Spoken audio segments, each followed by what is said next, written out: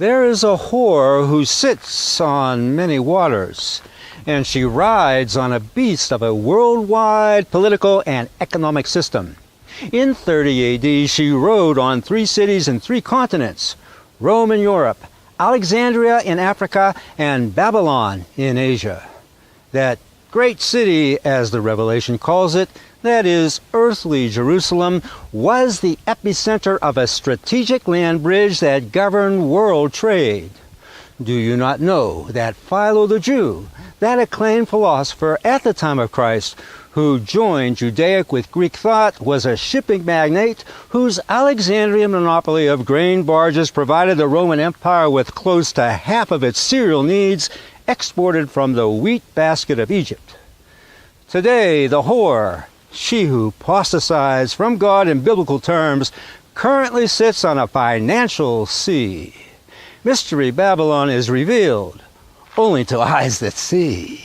All regulated entities have an obligation to abide by global financial sanctions. But with the bulk of transactions now electronic, how can you be sure your dealings are compliant?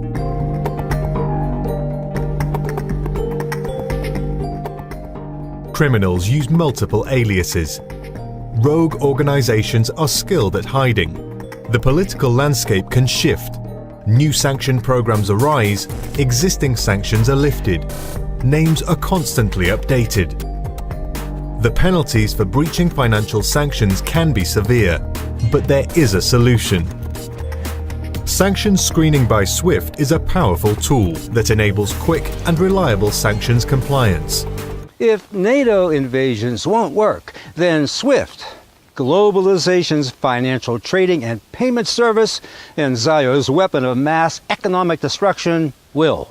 Compliance is the key in a shifting landscape where existing sanctions are lifted and new ones arise.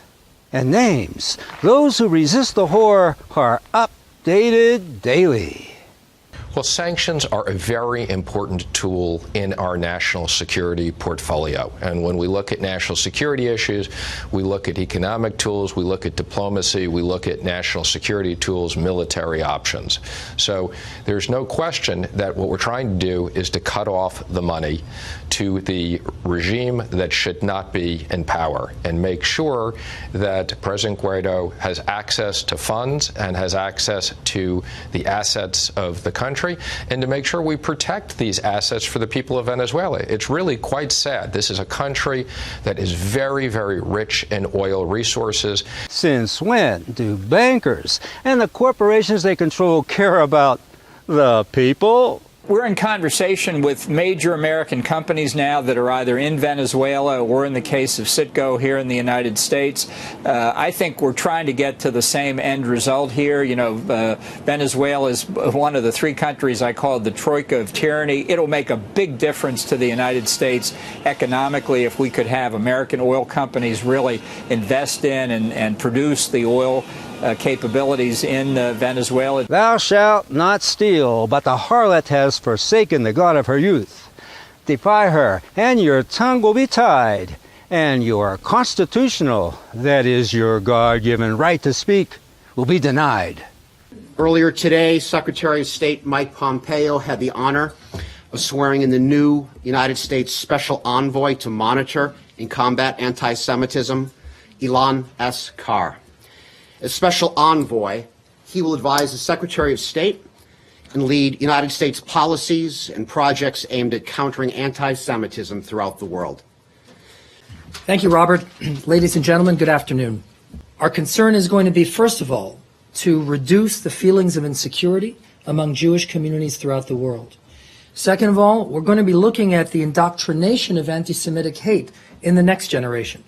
So in those countries and in those regions where textbooks are purveying anti-Semitic hate to children, that's going to be a top focus as we go forward. And then lastly, we are going to focus relentlessly on eradicating this false distinction between anti-Zionism and anti-Semitism.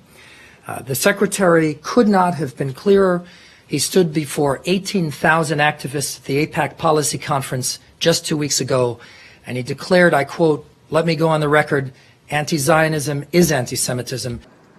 Let me go on record. Anti-Zionism is anti-Semitism. That will be our rallying cry as we go forward to fight this ancient scourge that sadly is on the rise today.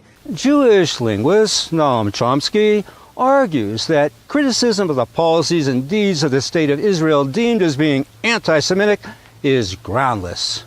Well, he's right, seeing that any kind of criminal charge of anti-Semitism would not only be a wrecking ball in the First Amendment, but would require subtle points of Talmudic legalese to even begin prosecution.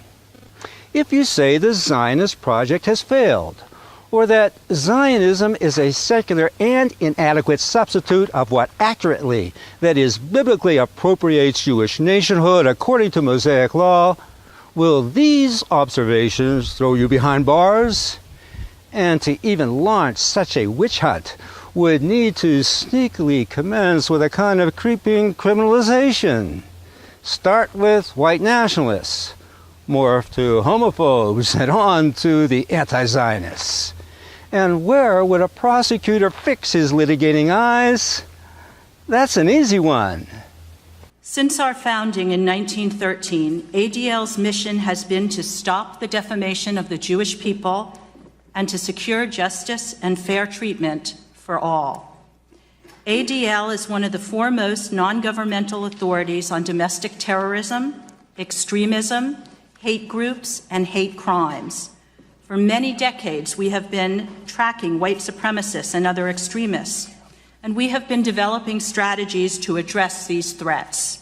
In 1985, we issued a report on how white supremacists communicated on dial-up computer bulletin boards, and we have been working to combat the spread of hate and extremism online ever since, including partnering with the tech industry. She means saddling up on the beast, which in its latest tyranny is reviewing ties to countries deemed anti-Israel.